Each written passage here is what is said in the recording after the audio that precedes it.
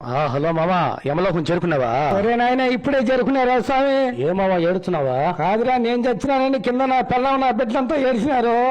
ఆమె నన్ను 8 తోడుకొని వచ్చి సఫాయిగా కొట్టుకుంటూ వచ్చినారా ఎవడా? కాదు, భూమి మీద నుంచి తీసుకొని పోయేటప్పుడు మధ్యలో ఎందుకు కొట్టినాడు? పైకి తోడుకొని పోయినాక యమలోకంలో కదా బుక్ చూసి నీకు 6లు వేసేది. కాదురా నేను ఎక్కువ పాపాలు చేసినానంట కింద నుంచే తన్నే కలుగుతున్న ఫోటో మీద కూర్చున్నా. కాదు మామ, దునపోతు వెనకలు కూర్చోవాలి కానీ ముందు కూర్చొని నాకు వాట్సాప్ లో ఫోటో పెట్టినావా? ఏంది అట కోసం పెట్టినాడు ఎవరు నిన్న? కాదురా దునపోతు వెనకలు కూర్చుంటే దింకో పోతానని ఎవడు ముందునే దునపోతు కొమ్ముల మీద కోసం పెట్టాడు.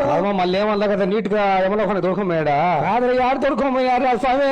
15 కిలోమీటర్లు పోతానే 2 ఆడదయ్యాలు వచ్చినాయి. ఆ పక్క భుజాన ఈ పక్క భుజాన నా భుజాలు కూర్చొని సోలు గురుకుతా వచ్చినాయి రా స్వామి. కాదు ఏందంటే యముడు అంతిమ యాత్రలోనే నరకం చూపించాడు నీకు. కాదురా మళ్ళీ 30 కిలోమీటర్లు పోతానే 4 బయటికి తీయమన్నాడు. బయటికి తీస్తానే ఆ 4 మీద సూదులతో పొడిచినారు. నరకం చూపించాడు కదా మామ నీకు. ఏం స్వామి ఇటు చేస్తున్నావంటే నువ్వు భూమి మీద ఎక్కువ పాపాలు చేసినావు అని అంటా ఉన్నాడు. ఏం చేశాను నేను?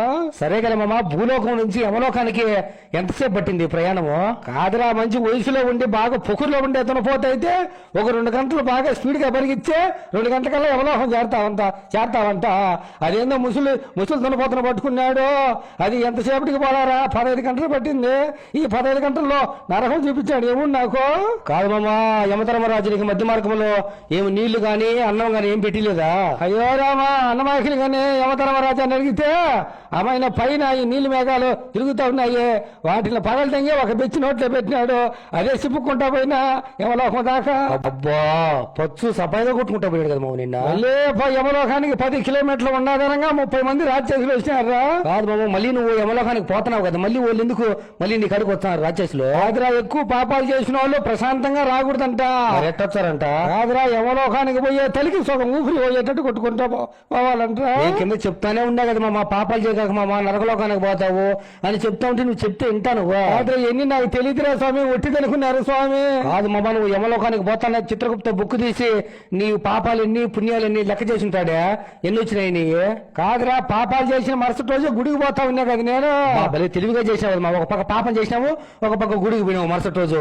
రెండుకి చెల్లి అయిపోయింటది. కాదురా స్వామి చెల్లి ఆడైపోయిందిరా స్వామి. ఆ విధంగా పాపాలు చేసి గుడికి పోతే ఆ పాపాలు 100 రెట్లు పెంచినారా నాయన.